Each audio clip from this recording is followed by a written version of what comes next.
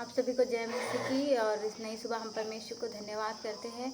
आज के दिन खुदा ने हम सबको संभाला, जीवित रखा, जीवितों के बीच में रखा। ये हमारे जीवन का सबसे बड़ी गवाही है। तो प्रियो, आज हम वचन के द्वारा सीखेंगे प्रभु हमें वचन के द्वारा क्या बात करता है।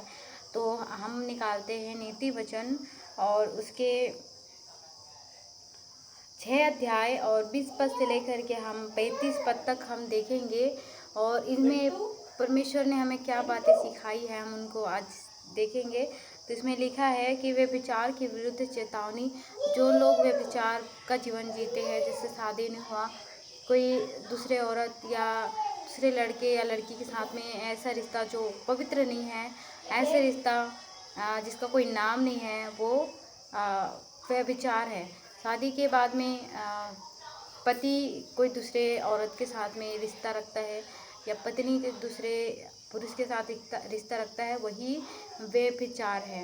तो इसके विरुद्ध हमें परमेश्वर चेतावनी देता है, क्योंकि ये हमारे जीवन के लिए पाप है। क्योंकि अगर वचन बताता है, अगर जैसे जो अनमैरिड है, उनका शादी नहीं हुआ है, अगर वो नहीं रह सकता तो वो विवाह कर ले। विवाह करने के बाद में अगर वो फिर वही काम करता है तो वो व्यभिचार है। इसलिए हर एक पुरुष की एक पत्नी होनी चाहिए और हर एक स्त्री की एक पति होना चाहिए, वचन बताता है। तो हम आज सीखेंगे प्रभु इसके क्या चेतावनी देता है आगे हमारे लिए। अगर ऐसा काम करते हैं तो क्या रीज़न निकलता है, क्या परमेश्वर हमारा न्याय करता है, हम इसमें पढ़ेंगे। तो इसमें लिखा है, हे मेरे पुत्र, मेरी आज्ञा को मान और अपनी माता की शिक्षा को न तज। इनको अपने हृदय में सदा गांठ बांधे रख और अपने गले का हार बना ले। वह तेरे चलने में तेरी अगुवाई और सोते समय तेरी रक्षा और जागते समय तुझसे बातें करेगी।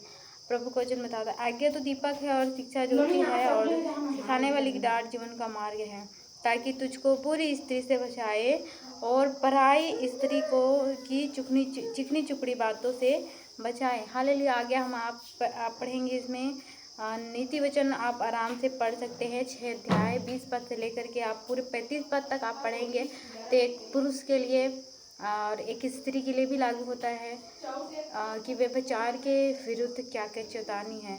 और इसमें लिखा है कि वो कैसे चिकनी चुपड़ी बातें करके एक पुरुष को फंसाती है, कैसे उनके जीवन का अहेर करती है, मतलब उनके जीवन को, उनके अच्छे जीवन को कैसे वो निगल लेती है। वचन बताता है प्रभु का बहुत प्यारा रिश्ता है, पति और पत्नी का रिश्ता। और उनके बीच में अगर तीसरा आ जाता है तो उनका जीवन नहीं रहता। वो दोनों एक दूसरे से कभी भी गहराई से प्रेम नहीं कर पाएंगे, ना तो एक दूसरे का केयर कर पाएंगे। क्योंकि जो ऐसे लोग होते हैं वो कभी भी अपनी पति को या अपनी पत्नी को उनका पूरा खुशी, उनका पूरा अधिकार वो दे नहीं सकते, ना ही उनका देख रेख कर सकते हैं। और आगे हम देखते हैं, वचन बताता है कि वो कैसे कंगाल हो जाते हैं। इसमें लिखा है और दंड भी है। सबसे बड़ी पाप है व्यभिचार। जो भी हम काम करते हैं, हम जो भी काम करते हैं देह के बाहर करते हैं, उनका न्याय तो होगा, मगर वो अलग है। मगर जो हम देह के अंदर पाप करते हैं, हम देह से जो भी पाप करते हैं, वो बहुत बड़ा पाप है। क्योंकि हमारी देह परमेश्वर का मंदिर है। अगर हम जीसस को जानते हैं, उन पर बिलीव करते हैं, तो हम कोई भी ऐसा काम करते हैं, ऐसे रिलेशन रखते हैं, परमेश्वर इससे प्रसन्न नहीं होता और हम उसके आशीष की जगह हम उसके श्राप के भागी हो जाते हैं। और आगे हम इसमें पढ़ते हैं कि लिखा है कि जो पराई स्त्री को के पास जाता है उसकी दशा ऐसी होती है, वरन जो कोई उसको छुएगा वह दंड से ना बचेगा। हालेलुया। और भी है इसमें कि 33 पद में है, उसको घायल और अपमानित होना पड़ेगा और उसकी नाम धराई कभी ना मिटेगी।